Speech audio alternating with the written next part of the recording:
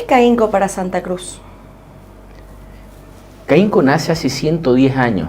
Si nosotros vemos la evolución del desarrollo de Santa Cruz, de ese tiempo a lo que es hoy, es parte de ese patrimonio del ADN emprendedor que encontró una vocación productiva y que encontró en la institución esa vocería del sector empresarial para liderar con impacto nuevas formas de trabajar, para poder, por supuesto, impactar de manera positiva en las vidas de las personas y hoy convertirse en una institución líder a nivel nacional e internacional que representa la voz del sector privado. Y cuando hablo del sector privado, hablo de las pequeñas, medianas y grandes empresas que trabajan día a día para que este país siga adelante, siga trabajando sin perder esa visión de futuro.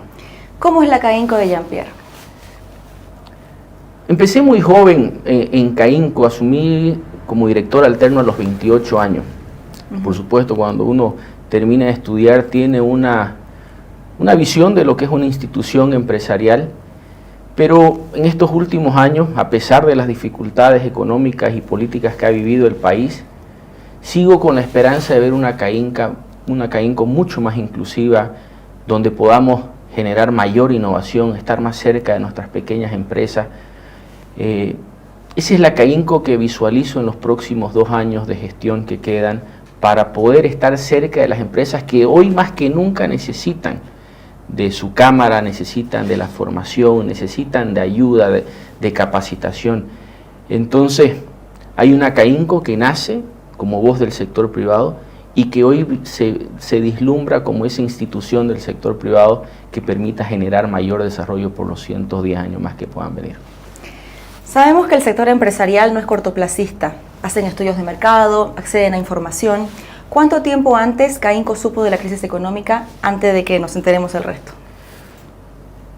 Hay un cambio en la economía del país hacia una mayor intervención del Estado, ¿no? Más de 18 años que ha habido año tras año mayor intervención en control de precios. El sector empresarial ha sido bastante crítico con algunas medidas que se fueron desarrollando y en el tiempo también se desarrollaron algunos proyectos que nacen de esta iniciativa del sector privado y proyectos exitosos como lo es el etanol y que hoy forma parte de una de las herramientas más efectivas para la lucha contra la falta de combustible, porque al final lo que ha permitido es este cambio. Entonces, nosotros siempre hemos creído que el excesivo control del Estado en la economía de cualquier país lo que hace es generar estas distorsiones. Sin lugar a duda, en los últimos años ha habido una mayor vocería contra las medidas que han ido contra la participación del sector privado en las mesas de discusión para aportar con ideas, con la finalidad de que evitar lo que se pudo haber evitado, que es lo que vivimos hoy, una crisis económica compleja, que lo que genera, por supuesto, es mayor pobreza, porque el país que entra en crisis deriva en pobreza. Pero, ¿cuánto tiempo antes lo sabían?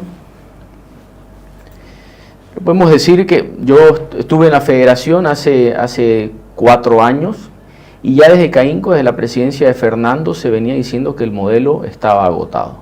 Entonces podemos decir que como modelo y como prever la falta de exploración de combustible, como era el gas, que era la fuente primaria de exportación, venimos diciendo esto por lo menos unos 10 años hacia atrás. ¿Y por qué no hicieron nada? Porque la responsabilidad de tomar las acciones públicas es del Estado. El rol del sector privado es invertir, desarrollar, exigir, demandar políticas públicas que le permitan al Estado. Pero quien tiene la responsabilidad de tomar las políticas públicas para solucionar los problemas estructurales del país y darle las condiciones al sector privado, siempre es y será el Estado. Pero, no sé, se me ocurre que ustedes tienen mucho más poder que una persona de a pie, ¿no es cierto? ¿No se pudo haber hecho algo más? Digo, ahora hay mucha gente que habla de la crisis, la vivimos todos, ¿no?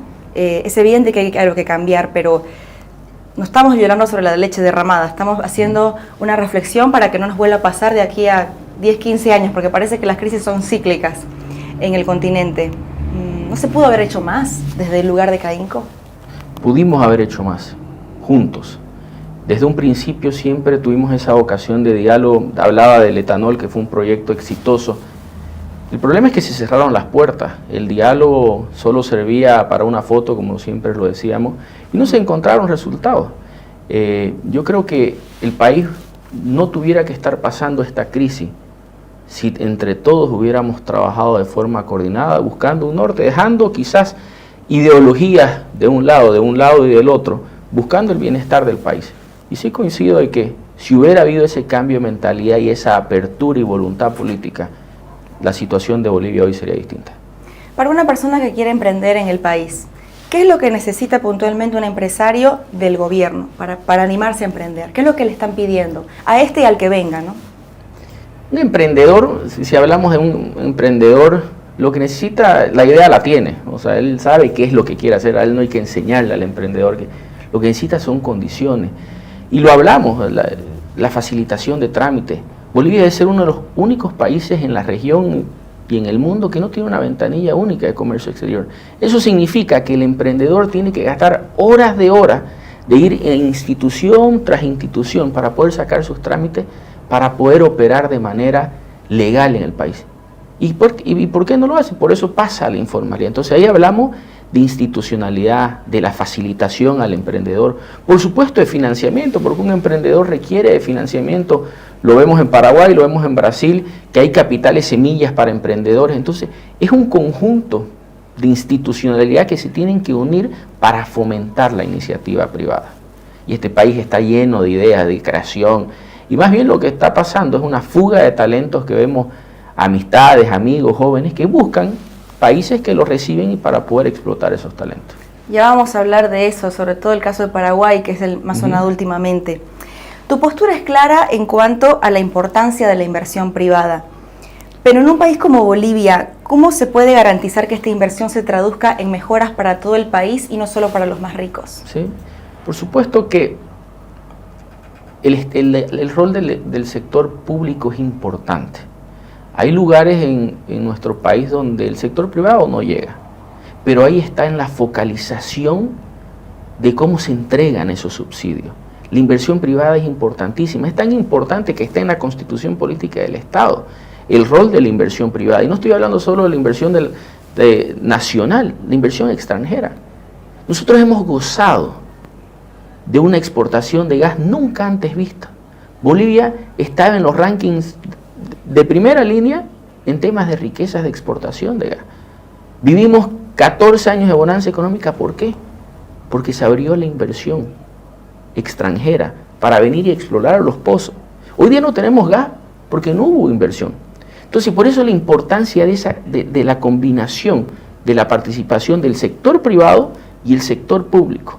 Y cuando cualquiera de estos dos es excesivo, por supuesto que le hace daño y distorsiona a la economía. Y lo que hemos visto en los últimos años es que este exceso de controlar, de ser un Estado empresario, no ha funcionado. Ese balance es el que se debe buscar para generar un país exitoso. Te voy a leer una frase y me vas a decir si estás de acuerdo con esto. La política es economía concentrada. No. Tiene que ver con que la política, así minimizándolo, simplificándolo al máximo, la política, al ser la disputa por el poder, también es la disputa por la distribución de la riqueza. La política es la economía concentrada. La política es un medio para conseguir impactos positivos o negativos. La economía es el resultado de un trabajo. Yo creo que son complementarios. Entonces, ¿no estás de acuerdo? No. Lenin dijo la frase. Si me decías que sí, te iba a decir que acabas de estar de acuerdo con Vladimir Lenin. Ahorita viene otra, vamos a ver.